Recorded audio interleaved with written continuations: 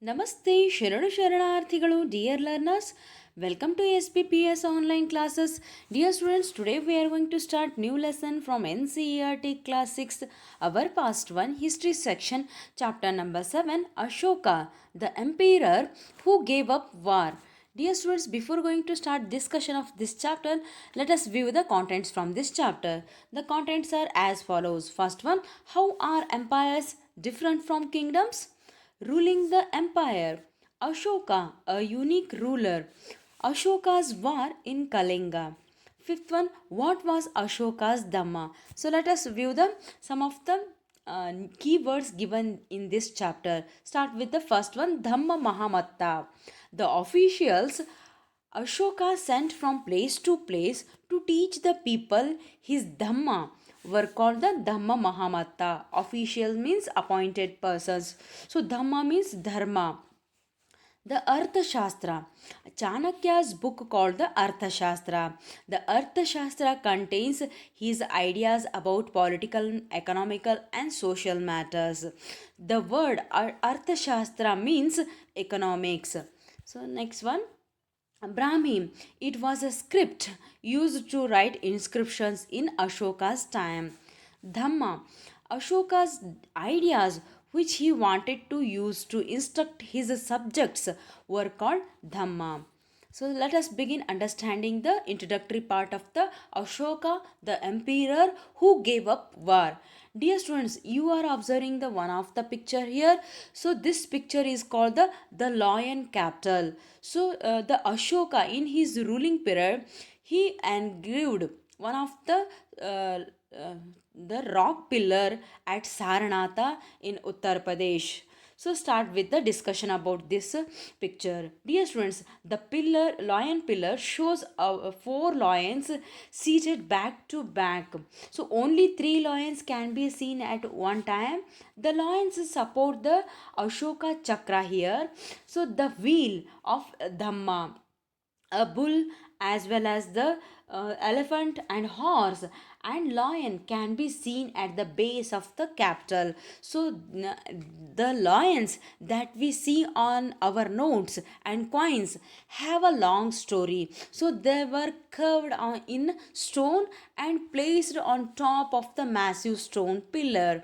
So this is located at Sarnath at Uttar Pradesh. So Ashoka was one of the greatest ruler known to history, and on his instructions, so these inscriptions were inscribed on pillars as well as on the rock surfaces also. So before we find out what was written in these inscriptions, let us see why his kingdom was called an empire. So in the introductory part, we are going to understand what is the difference between the empire and kingdom and dynasty, as well as the who established the Mauryan dynasty in the Indian subcontinent in 2300 years ago.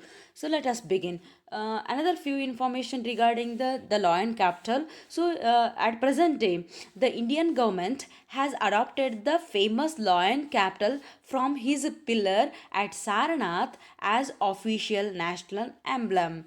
So start with the discussion. A very big kingdom and is called as an empire. So a very big kingdom is called as empire, an empire. So what is kingdom? Kingdom is the one of only one territory, the ruler ruling this territory called the kingdom.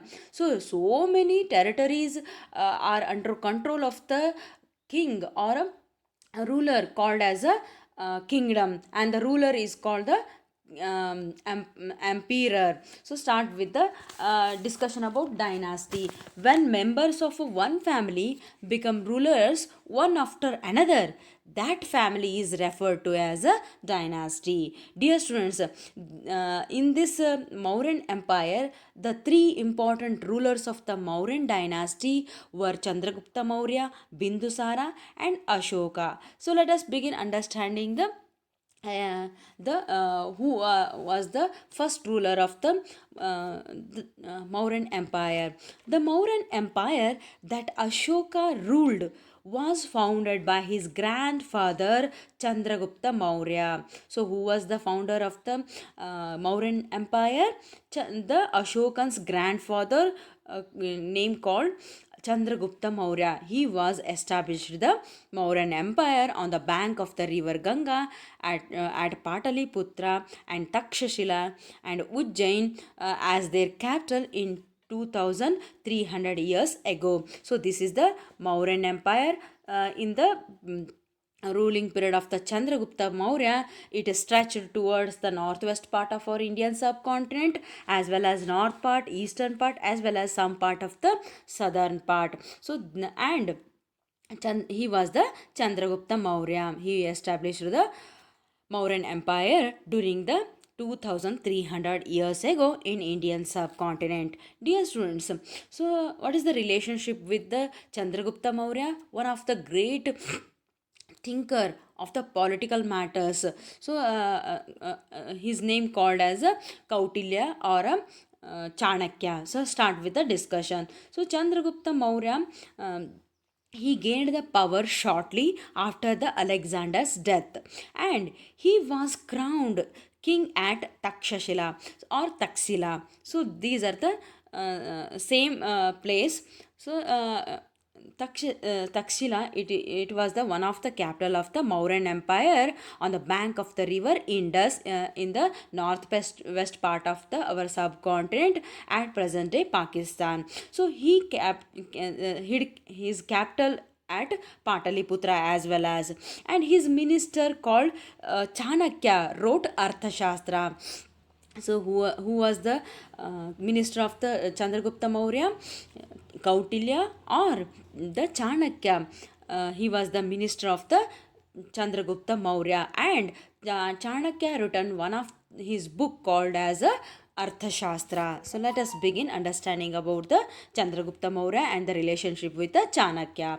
The first empire, Chandragupta Maurya found out the Mauryan Empire about 2300 years ago.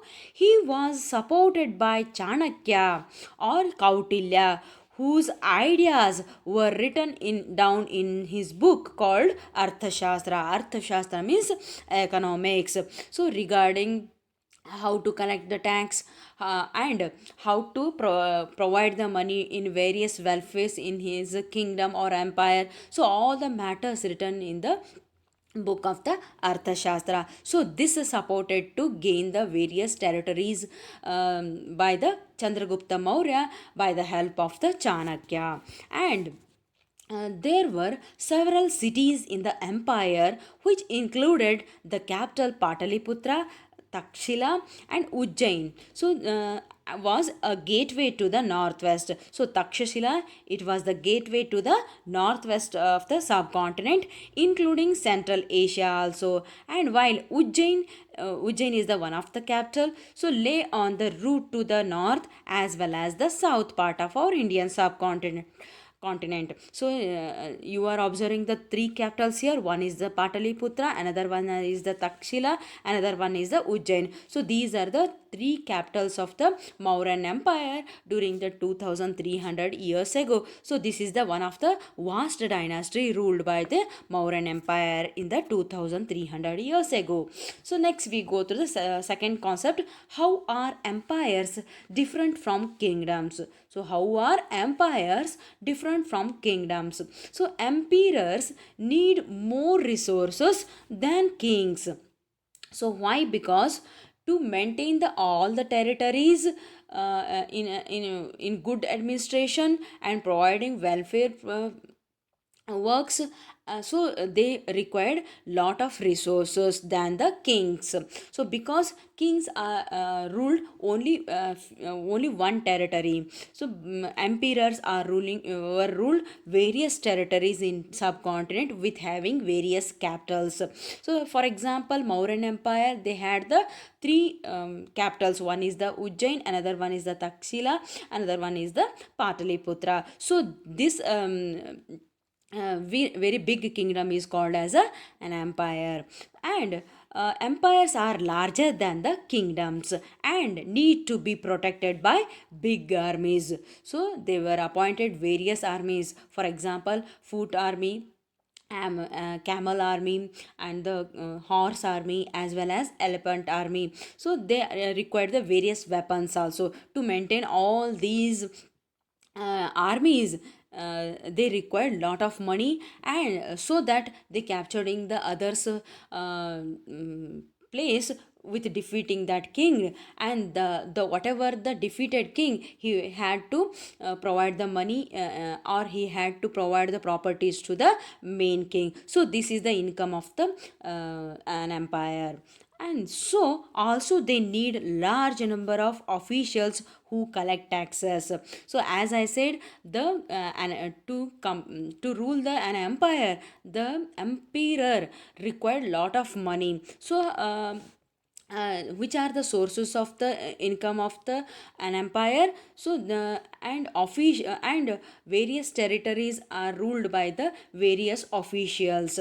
So officials means the king appointed various ministers to maintain all his territories, to collect individual taxes from their territories. So this is the source of income, and with using these source of income, he was doing welfare works in his empire. So next we go through the ruling the empire. The officials were appointed to collect taxes from farmers, herders, craft persons, as well as traders. To whom the officials were collected the taxes from farmers, herders, craft persons, as well as traders who lived in villages as well as towns in the area. So and where they are were lived in the villages as well as in town areas. So officials also punished those who disobeyed the rulers orders. So officials are mainly appointed by the kings or emperors. So if they fail to provide the tax to the king's treasury, or they are not able to maintain their provided territory, so then they also punished, and when they are disobeyed to the rulers of or orders of the rulers. So many of these officials were given salaries. So how the king was maintaining the officials to providing salary for the officials. So this is the one of the system in the administrative. And royal princes were often sent as governors of provinces, which was ruled from provincial capital such as Takshila or Ujjain. Yes, dear students, for example, the Chandragupta Maurya, he was ruling the Takshashila, and to maintain the Pataliputra and Ujjain, he was sent his prince to the Ujjain and Pataliputra to look after the officials' work as well as the welfare works of the Pataliputra and Ujjain and so many parts of the Mauryan Empire. So this is the one of the administrative system followed by the all the rulers of the Mauryan Empire. Dear students, the Mauryas tried to control roads and rivers. So why? Because they for example, the roads as well as the rivers are the main means of the transport. So that they controlled the roads, they started collecting taxes from the road tax as well as the river taxes, so which were appointed important for transport as well as to collect whatever resources were available as tax and tribute. So people of forested regions, so who are living in forest areas, they were more or less independent. Why? Because must and should, they have to provide the forest goods, instead of providing money as a tax, they have to provide the forest goods. So but may have been expected to provide elephants, timber, honey, wax to Mauryan officials. So these are the sources of income of the Mauryan Empire during the 2300 years ago. So start with a few information. The area adjacent to the capital was under direct control. For example, Pataliputra, it was the one of the capital of the Ashoka. So during the period of Ashoka, ruling period of Ashoka, he controlled all the territories surrounded by the capital Pataliputra. So officials were used to collecting taxes. So there were other areas or provinces which had their own provincial capitals. And according to Arthashastra, it was written by the Kautilya or Chanakya, and the northwest was the important for blankets. So every part of the Mauryan Empire famous for their individual things. So, for example, northwest part, that is Takshashila capital, is famous for the blankets, and south part and Ujjain and so many territories are famous for the gold mining as well as the precious stones also. So, these are the income of the Mauryan Empire. And the capital city, so which is the capital city here? There are three capital cities. So how the capital cities ruled by the the emperors, as well as the how the people are living life or leading life in the capital cities. Let us begin. So we come to know about the capital through Megasthenes. So who was Megasthenes? So he was the one of the ambassador of the the Greek ruler of West Asia named Seleucus Nicator. So Megasthenes, he was an ambassador of Greek ruler of West Asia named Seleucus Nicator. So during the rule of the Chandragupta Maurya, he came to and visited to Indian subcontinent, and and he watched the everything how the Chandragupta Maurya welcomed in all territories, so where he was ruling. So that written in his a traveler's book. So Megasthenes, we come to know about the capital through Megasthenes, who was an ambassador sent to the court of the Chandragupta by the Greek ruler of West Asia, Seleucus Nicator. So these are the few information. In upcoming class, we will cover the more contents. Till then, bye bye. Have a nice day.